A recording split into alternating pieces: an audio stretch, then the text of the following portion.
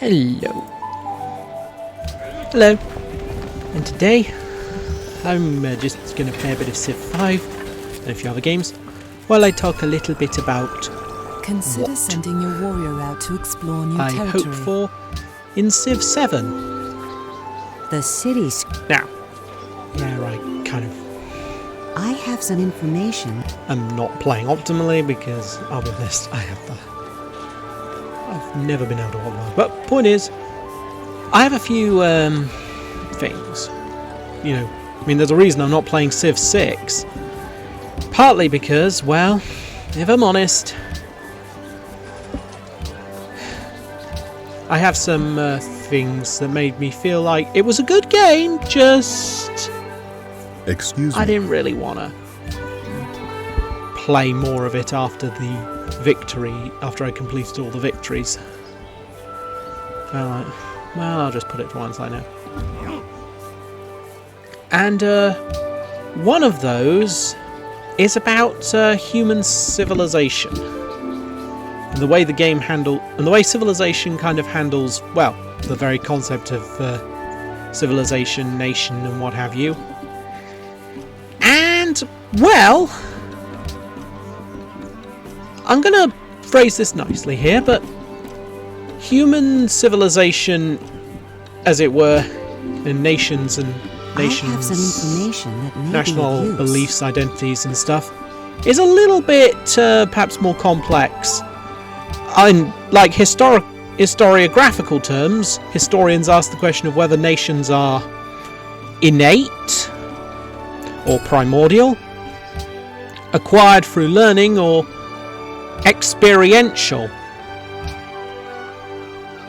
But, and well, I actually feel that there is a game out there that doesn't do it like Civ, where it sort of unpackages the civilizations as a sort of complete package from 4000 BC onwards, but I think represents the civilizations somewhat more accurately, as it were. So let's jump into that one right now. And that game is Through the Ages. Oh, and just one thing. Yeah, this is the district system I like. Yeah, they did districts better than Civ 6 did. Don't have them sprawling a lot around the map. It's a city. That's kind of the whole point of cities, was that they centralised the means of production. So, but also, as I say, the more realistic kind of thing in terms of cultural stuff. Because you notice here in Through the Ages, it's very anonymous. You know, we have 4 different players with sort of like different, I would say primary colours, but I'm not sure how the colour theorists will think of that. Either way, you'll pick your cards, which I would say is better than the bidding system in Humankind. But either way, Through the Ages has this system instead, you know. Because ultimately, to my mind, what Civilization is all about is celebrating the achievements of the human species. And so tying them down so much to individual nations feels a little bit off. But I do accept, perhaps, maybe Civ can't at this stage go full on Through the Ages style of anonymous civilizations, but in a way they could go back to their roots on this one. A few techs at the start and some unique city names, and that's all I need to really get into it, because I'll be honest, when it came to later to various civilizations, later games with all the different Civ powers and all that stuff, it just felt a little bit like overload. There's just too much here, too many bells and whistles, and that led to a slight problem that Civs felt like they were either early game, mid game, or late game Civ, depending on when some of their unique units were in existence or when their powers were most relevant. And that can really not feel very fun. You know, being an Aztec or Mayan with some nice early game stuff and then sort of languishing later on, or being the Americans by contrast and finding everything you have feels like really late game. But that's the point. I just don't feel you need to go into too much detail customizing each civilization.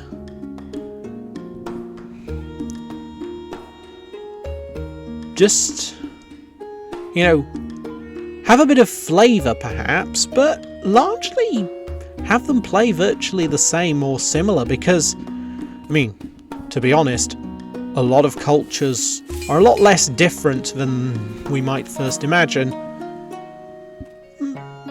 But anyway, let's jump back in a little more to focus on the unique unit issue, and let's talk about flavour a bit more in the world of Age of Empires. Now, in this example, in this map editor, I'm playing the British. Not just because of my sort of patrioticness, and yeah, I will put in the Irish as well. But and they even use my channel flag. But more importantly, you can see this idea of aging, where they have a unique unit at the barracks, the Lankbowmen, practically something out of the Middle Ages. And well, this must be upgraded at some point. Well, I say must be. If you wish, they have circumstances for upgrading these. Rogers Rangers will allow them to become Rangers. Sort of basically a unique flavour on the skirmisher, having been unique flavour on the crossbow line in the early game. Now, and don't worry, I will show you. I will get to the part where I show you this, but there is another point about this. About the reason. But you see, and this is where some of the problems with unique units in time can come in. Because you see, Age of Empires 3 is set in a specific era, roughly speaking, of history. I've guessed something like 1500 to 1900. But in this scenario, and so times were changing. Medieval armies were replaced by early modern ones. Muskets became machine guns. And, well, societies started to develop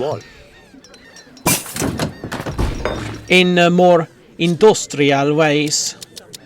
But we still have flavour of various cultures on there. But compared to something like Civilization, Age of Empires is still relatively limited in each installment. Commandment, right.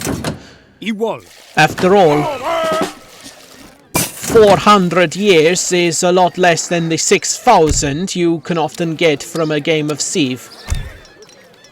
Well, Civ 2's timeline was from 4000 BC to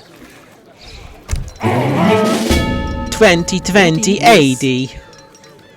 And you know, it was made in 1998, so people didn't exactly know what 2020 would be like. But let us not dwell too much on that now. So you can see why the longbow can look a little bit out of place, aside all these red-coated musketeers But, you know, we're still aging up. And, so, that question can remain. How do we... But, in a way, it doesn't so much matter, since this is still this is still not too far away. And, as I was about to show, we can upgrade them to the Rogers Rangers. And all is well. I mean so. So, yeah, soon you will be now... And soon, we will get a few upgrades available as this playthrough continues. Turning these longbows. Look at the longbow now. Modelling for us. And soon we'll become a ranger. Once the church tech become common. Yes. And hey, we also have the saloon too. But that's part of the point with Age of Empires unique units. Probably how a unique unit should be handled is that they are unique spins on the existing formate. So, for example, and hey, there's even a little surprise once you get the British Grenadiers shipment.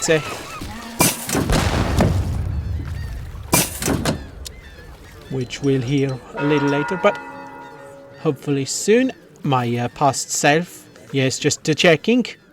We have the elbow still modelling for us. Here us, and soon, as we prepare, the Highlanders have arrived. I wall. On the longbows.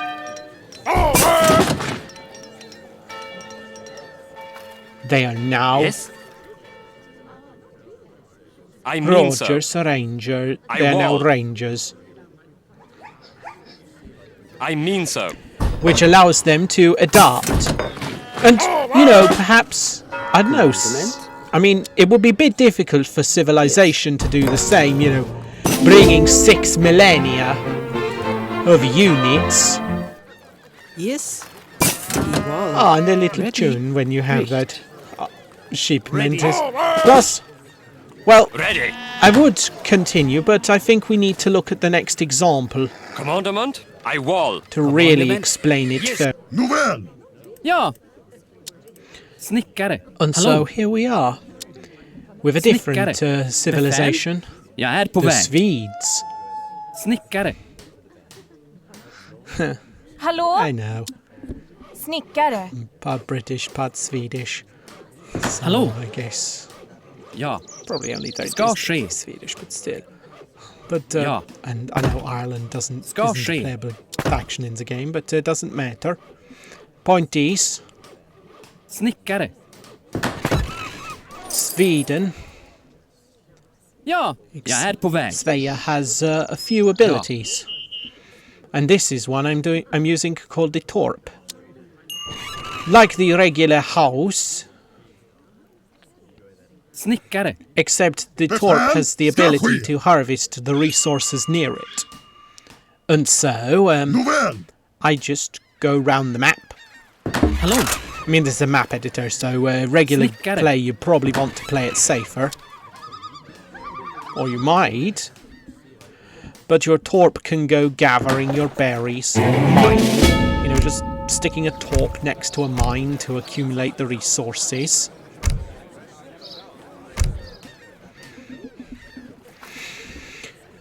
And so you get this sort of question of Ja. map, Ska you ske. know, map control.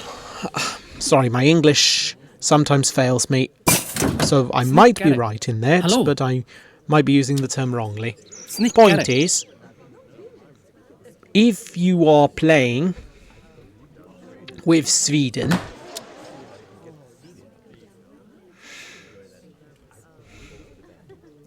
and you get these kind of options. Befäl. Do I go further out into the map Ismakdachi! to place torps to allow me to harvest more resources with something a bit more sturdy than a Ja. villager? and of course boosting my population at the same time? Snickare. Or is it going to be more advantageous to Befäl? Ja. build my torps nearby, harvest fewer resources, but have safer resources and safer housing stockpile? After all, I can send out these prospector wagons Ja. and place them near a Ska ske. torp that has no mines near Snickare. it and harvest coin from Redo! them. Ska ske! But, Nåväl! well, that is of course, it creates a bit of an interesting trade-off for dynamic. Ja! Going further out, or Innis. Nåväl! Yes. Ja. In terms of what you're doing with your map control. Snickare. But, and Befäl? then there's another Snickare. slight issue of Sweden, Ja. in that it His Majestät! gets a little Ska bit. ske! Well, it's known for its more mercenary-based play style. You know, very much tavern unit. A lot of the tavern Hello. units. And mercenary Snickare. Var ska jag contractors sitta? being some of its strongest play. Ja! Redo för eldgivning! And see me using the Wagen strategically. Ska ske! Ers Majestät! But Ja! there's another there's another point about this. Ja. Yes. Yeah, when I'm playing the map editor, I like to Snickare. place my Hallå, jag tavern är in på some väg. of my industrial buildings. You know, gives the workers somewhere to go after work. Sorry, I play a Befäl? lot of Civ Planner games too. But that's part of the charm. Snickare. And it can be a little bit Hallå. limiting. The very Snickare. the sort of mercenary army builds. Ja. It's been a while since I checked the Swedish meta, but they Hallå? often have a lot of mercenary-based cards, so that you train up units from your tavern. Snickare. Hallå. And you build your army based Snickare. around those. Redo! Nåväl! Now, thing is, Ska ske! in an RTS game, a more limited Nåväl! gameplay style, where you've limited your units to, you kind of limited yourself in a certain way. I mean, in a way, that's sort of okay. You can get away with that in an RTS. Why? Because the game is ultimately one of building armies and smashing your enemy's settlement / base into the ground. Ska ske! Ja! Civilization, however, is a different kind of game. There is more. There is less. So there's less room for sort of like over-specializing your civilization. In fact, in many ways, that can really mean that the playthroughs become very limited very quickly. And as I say, this kind of exacerbates the problem that you sometimes get with overly specialized civs, which can make them either really good in the early game, really good in the mid game, really good in the late game, but Redo! outside of those, they really struggle. Ja. Some can really struggle to have an identity, or really Ers Majestät! find that there's a lot against them. Redo! So while I can see some ska jag room sitta? for flavour, Ja! I actually think Civ would do better if Redo Civ för 7 eldgivning. goes back to some of the older titles and says, you know what? Redo. We Ismael. don't need to over-specialize the Civ to do a specific thing. Nouvelle. A few starting technologies will be fine. But don't, how you say, over-focus them. Because, after all, you've got different objectives. You know, there are different ways to win Civ. It's not just for the conquest. Jag är på väg. I mean, let's be honest, as much as Age of Empires was designed around being a bright and inviting world, Ja, it is pretty much, well, yes, 1 and 2 have the Wunder Hello. victory, but hey, how many of us just turn that off? befäl? Play Conquest mode instead.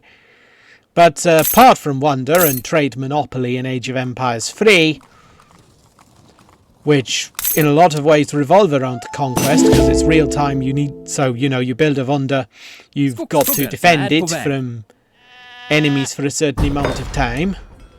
Or your Trade Monopoly, you've got to make sure your trading posts aren't taken out to the point where you lose the Trade Monopoly. But then, well, what do we have? But in either of those cases, we are still focusing very much on a conquest. Which is unfortunate in a lot of ways. If you're trying to design a Civ, a Civ game, if you're trying to design an RTS, it's fine, but if you're designing the next Civilization game, Ja, you don't want to be making, essentially, a snickare. game that either forces one or all civilizations down certain paths. You want to give everyone a bit of variety so that everyone can do some things, Ska ske. and it's more about what Ja. the player can do Jag är på väg. and customize some of the values.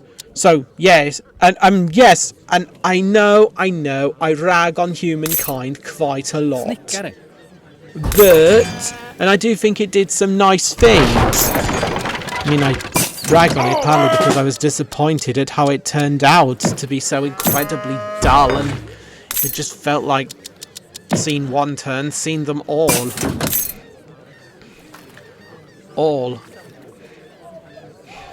But, you don't have to turn it into the 8 values test just to make a good Civ. Ja. If anything, don't make it too complicated. Ska ske. A few Redo mechanics, för eldgivning. Redo. all will be fine. Fine. I hope this is coming across okay, but that's what I'm meaning. Just relax, as it were. Set up it so that because the civilizations will have their unique flavors when they have their Yes, city Maestro. names, and then so we have that as a basis, so I can essentially use it as my playground. Maybe that's the solution. Don't over-focus on the culture and give the player back some agency. Or at least, perhaps. I mean, they have agency in a lot of ways, but Redo. but I just found it Redo för really ja. tiring Ska ske. with these Ja. bells and whistles. Redo. And I just want to, Ja. explore and enjoy things. Befäl. Nouvelle. Have meaningful wonder videos that really show me why these wonders were so amazing achievements of humanity. And yes, Civ 3s were the worst in that regard. Civ 2, now I've never played Civ 1, but I really liked Civ 2s, where they showed full FMV video of the Wunder. Ja. Wonder. I'll just jump into Wonders now. And so here we are, about to construct the Great Library. And here we are. Our capital has Libraries are the grown shrine into A nice where all the quaint relics of the city. ancient saints, A full of great true virtue, painting. and that without Another delusion city. or imposture, are preserved and repose. Show us all why these are such great things. Probably the closest, in my opinion, that it's come. The series, the Civ 6 has come since the days of Civ 2. Already rise. Yeah, I mean, Civ 6 just showed it constructing, and that felt a little bit... But, I mean, better than Civ 3 managed, but I'll be honest. But that's only my personal preference. Personally, I like it when the wonder feels significant. You know, feels like there's a great beauty being shown to us. But that's a great thing about it, in a way. That was the part of Civ I liked most. Building wonders and celebrating in the joy that they brought humanity. Great works of art as well. And science. And then comes religion. Wow. Let's talk about that. But anyway, when that was added in Civ 5, sorry, in Civ 4, and then once again in Civ 5, it was all great. Great, fun, and happy. They did it beautifully. In a way, then, well, Civ 6 spoiled it, but let me jump into something else. Just for a little bit. To talk about the religious side of it. So, back in a moment. And so we come to the new Civ victory that Civ 6 added. That being religion. The religious victory. In short, it would be a nice idea, but a terrible execution. Now, as I said, here I am using a paradox game to talk about this. Because, with the exception of Hearts of Iron, the main paradox lineup used religion, modelled religion in some way. Be that with Crusader Kings and Europa that had like religion characters, various sort of things. Very character-driven version in Crusader Kings. Europa Universalis had different religions, traits, things like papal diplomacy, all that stuff. Victoria had them in the sort of demographics model. And Stellaris, which we're in now, uses the government ethics to model religion, albeit in a sort of homogenized form, as it were, and the sort of dialectic of spiritualism versus materialism. Still,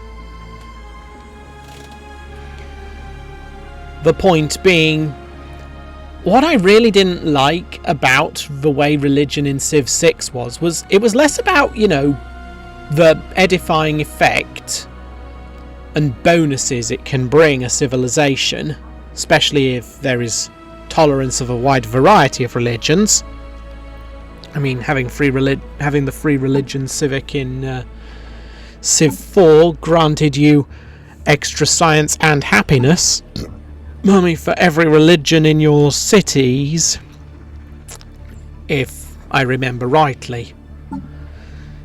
However, in Civ 6 they bring in stuff like theological combat, and it sort of became a bit of a reskin of the combat system. You know, going out spreading it. And I really think that was the wrong move to make. Sure. I have religion myself, but even if you created your own customized name to say secularism or something, which you could do in the engine, because you could always like create a fictional name, use a fictional logo in Civ 6, it would still be a sort of brutal kind of approach where you go out, try and push your religion on everyone else in a sort of culture war, as it were, for lack of a better word. And that just takes a lot of the fun out of Civ. Civ, to me, always was about joy. The joy of human achievement, for overcoming the harshness that nature can provide and making it a much, much nicer world. Now, yeah, there are some games that are a bit more brutal in its outlook. Civ just wasn't one of them. It always seemed like it was meant to be a positive thing. And so it makes me kind of sad when I have the theological combat. Thinking, why couldn't the religious victory be more like the science victory?